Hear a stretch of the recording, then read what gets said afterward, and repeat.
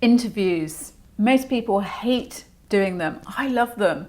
Well, I don't interview that much, but I love working with people who do interview, because most people walk into those interviews and they're thinking about whether they've got the experience for the job, whether they have, whether they like the people they're talking to, whether they are liked by the people that they're talking to, whether they're going to perform on the day. But actually, there are tools and strategies that massively change how you connect with the person you're communicating with, how you perform at your best when you're communicating, and really up your chances of being successful in that job interview. Now, I love doing this because my success rate is I don't know, it's like 80 or 90% when I work with people, because most people come to me and most people come to that interview with huge amounts of experience and huge amount of value that they can add. The bit that's missing is the bit about how they talk about themselves, how they articulate their experience, and how they connect with people so that they can really perform in those interviews. My name is Laura and I'm the chief trainer at Talking Shop, and I work with people to communicate and present with confidence, build authority and influence others no matter what the situation is, upwards, sideways, downwards. And I really help them manage their mindset so that they can perform at their absolute best and take all their opportunities. In this video, I'm going to give you 5 tips to interview better and have more success when you're interviewing. Tip number 1, think about who you are talking to and what they're interested in. Now, most people walk into that interview and they're thinking about their own experience, the questions they might get asked, what they're going to say, the things that they need to communicate about their experience, what they've done, strengths, weaknesses, all that normal interview stuff. But actually, the best place to start is to be thinking about what is it that the person you're talking to is interested in.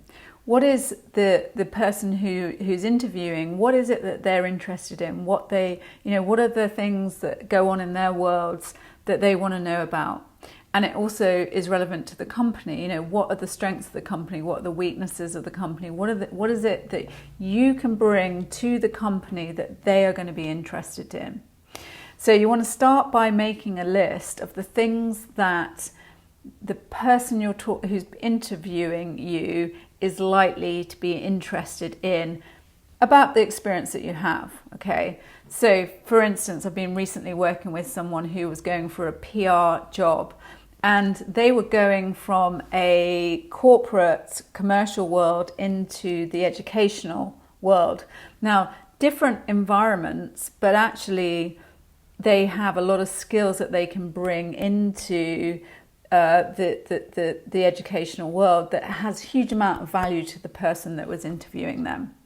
And instead of going into that interview thinking, well, I've got all this experience, I don't know what they're going to be interested in, or what they're going to ask about, or how do I apply that in their environment, we first started by, so what is it in a educational environment that they're going to be interested in? And we came up with reputation. Obviously in PR, reputation is a big thing. And secondly, thought leadership. So instead of starting with all the experience that this professional had, we started with those 2 things, thought leadership and reputation. And then we started thinking about the experience that they had that was relevant to the things that we thought the interviewer would be interested in. Now, whether we're right or wrong, you can have a really good educated guess and you can cover off lots of bases, but actually starting with that position of what is it the person I'm talking to is interested in, and matching your experience to that means that you're going to be walking and talking about the things that are probably going to resonate with them. So start by thinking through what is it the person you're talking to, the person interviewing you, what is it they're interested in? And also, what is the company interested in? What are their priorities? And even I'd go as far as saying, what are their pain points?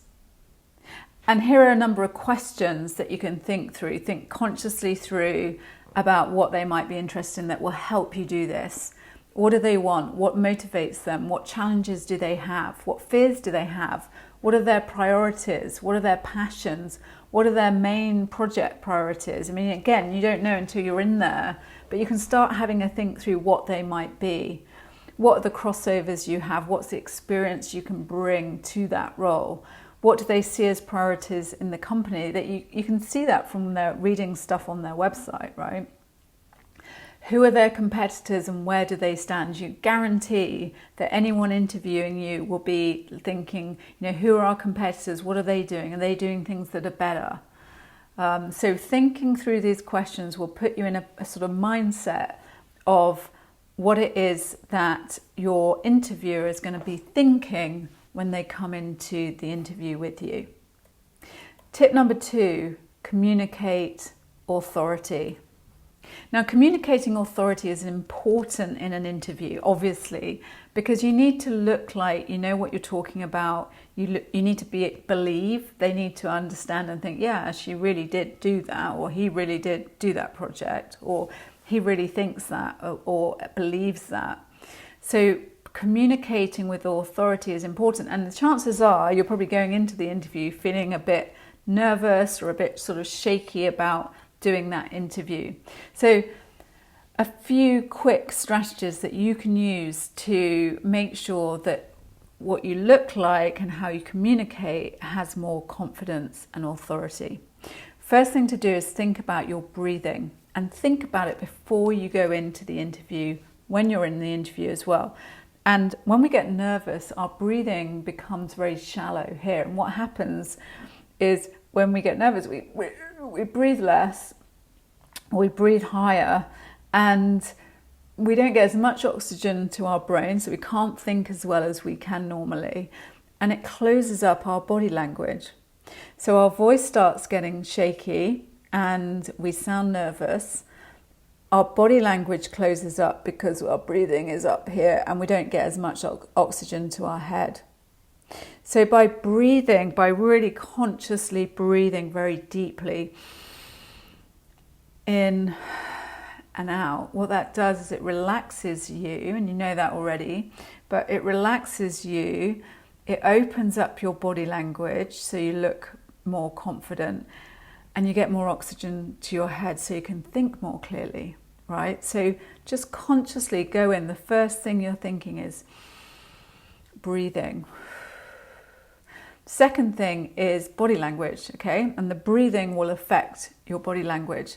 Now, as I said, when we're nervous, we tend to cross our arms, we tend to close up our body, and we cross our legs and we look closed. And now there may be reasons that we're doing that, but actually what that communicates to the other people is that we're less approachable, we're less open, and we're not so confident in what we're saying. So like the breathing, where you're consciously thinking about breathing more deeply, I want you to also really open up your body language. Put your shoulders back, head up, open up your body language so that you look more open, you look more relaxed, and you look more confident, okay? Because looking tense and tight and gives out all the wrong signals. So breathe deeply, open up your body language, shoulders back, head up, relax, and you start communicating more confidently. So the next thing to do is to get eye contact.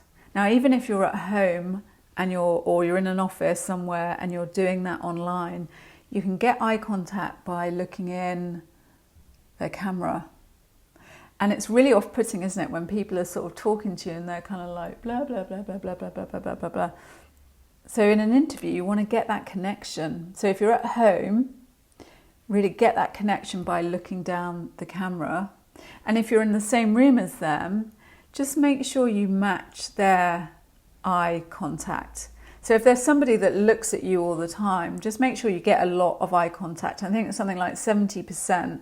You want to get someone's eye contact 70% of the time so that you build trust and confidence. Now, you don't want to stare at them all the time if you're sitting in the same room as them, because that's going to be a bit weird, right?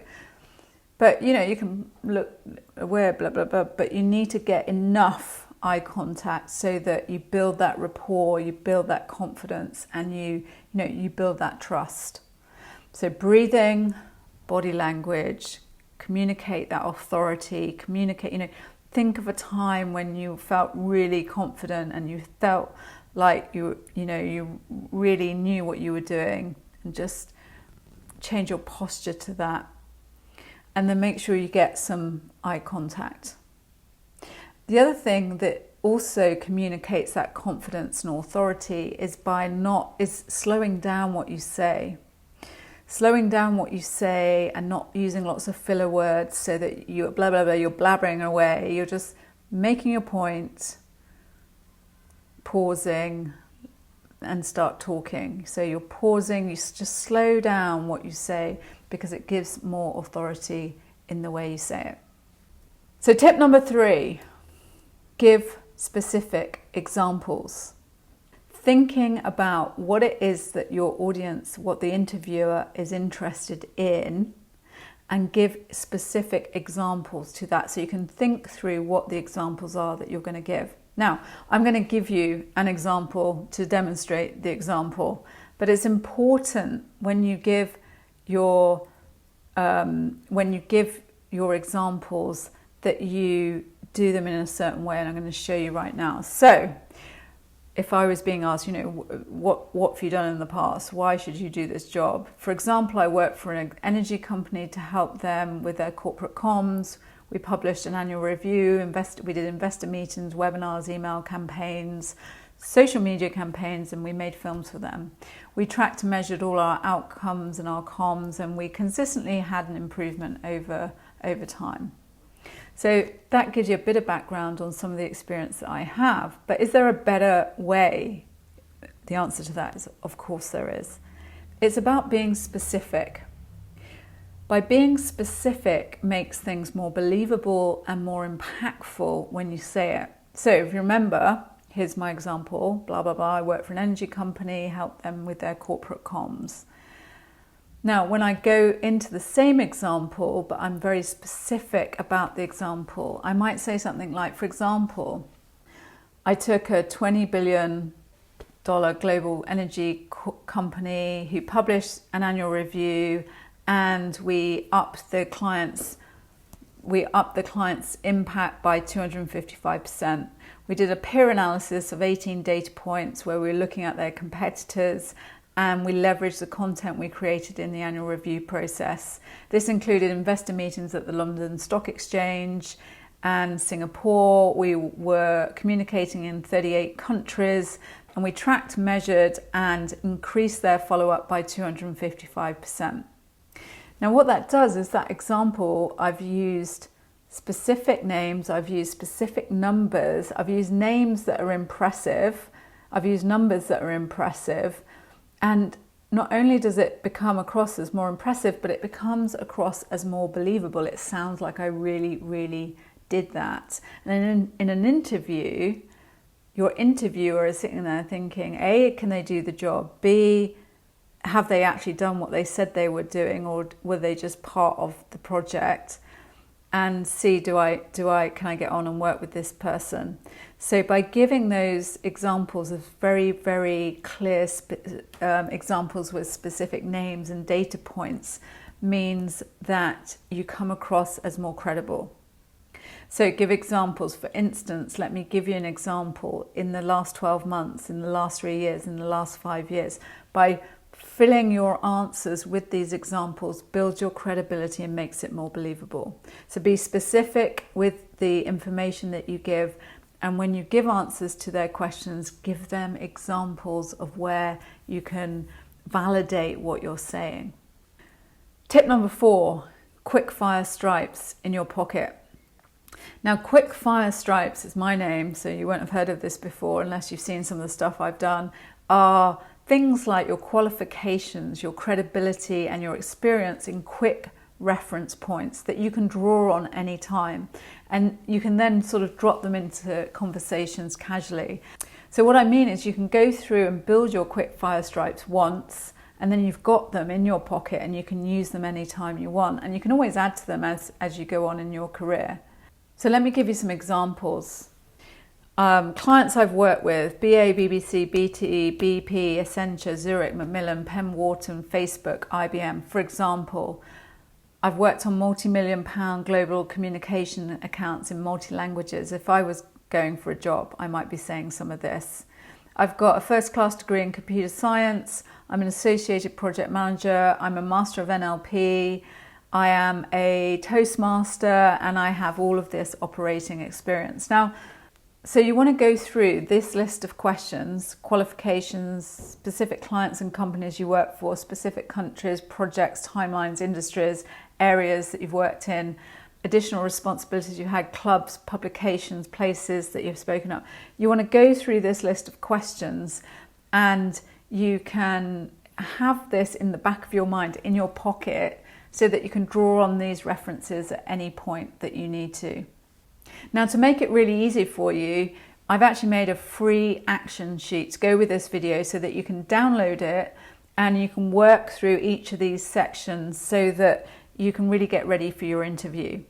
And in the action sheet, you're going to have all the references to these tips and all the questions that you need to answer, or the process that you need to go through, and spaces so that you can fill in your answers. And it's all in the action sheet, and it really helps you take action after you have watched this video. And you can do that by downloading from the link in the description below this video, and download the action sheet and start working through it after you've watched this video, so that you take the action and you've worked through all of those questions and you've got everything in your pocket to walk into that interview. Quick fire stripes, answering these lists of questions and just having them in your back pocket so that you can reference to them anytime you need them. It's not that you don't know this information, but actually by going through the process before an interview, it means that you've got it front of mind. It's really, really, really helpful. It's really helpful at work as well. So when do you not use quick fire stripes? So having quick fire stripes in your pocket doesn't mean you start reeling them off at every opportunity. You don't sort of go, I'm this and I'm that and I've done this and I've done that. They're there to keep those things front of mind and keep them in your mind so that you can integrate them into the conversation, the interview that you're having. So when do you use quick fire stripes effectively?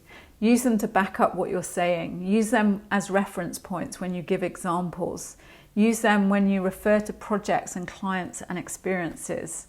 Use them with humour so they can be acceptable, because sometimes if you're like, I did this and I did that, and I always say, like with my degree, my children are always taking the mickey out of me because I actually at A-level got 2 C's and 2 E's, which is awful. No one ever asked me what my A-levels are, because all I have to say is I got a first class degree in 2 years. And I can joke about it, right? So you may want to use humour in the way that you sort of add these to the conversation. Use them as a tool for self-deprecation. Use them if people ask you direct questions. You can drop them into conversations in the interview that you're having casually, and you can use them anytime that you need them. But go through, get the action sheet by clicking on the link below, and go through this process and answer these questions so that you've got them in your pocket when you go into that interview. Tip number 5, ask for next steps and watch how they react. I always think it's really good to sort of be very specific at the end of these interviews, at the end of these conversations about, so what's the next steps? And you probably will ask that anyway. What are the next steps? When are you going to contact me? When are you going to make a decision? What's going to happen next? Now, I always like when you ask those questions is people normally give you a good idea of whether they're interested in you or not, because everyone's going to have an answer to that question who's an interviewer. They're all going to say, yeah, we're going to come back, we've got interviews this week and we're going to make a decision next Wednesday. Or we're interviewing this week and next week and it'll be a decision after them. But actually, when they're saying that answer, they're either going to be very enthusiastic about it, or they're going to be very automatic about it. Look, we've got other interviews to do. We need to go through the process, but we really, really like what you've said. We're really interested in working with you. We're going to make a decision by then, and I'm going to come back to you by X date, or we'll come back to the recruiter at X date. And you can just as a conscious thought, just be paying attention to their response. And normally you'll pick up how interested they are in you and what the next steps are. Now, you don't know who else is going to come in the meeting, so you can't predict that they're going to be definitely offer you the job or not. But you can definitely get a sense of how interested they are in you. So just consciously be thinking, what are the next steps, because it looks proactive, and then pay attention to how they respond to that. So 5 tips for interview success. Number 1, think about who you're talking to and what they're interested in.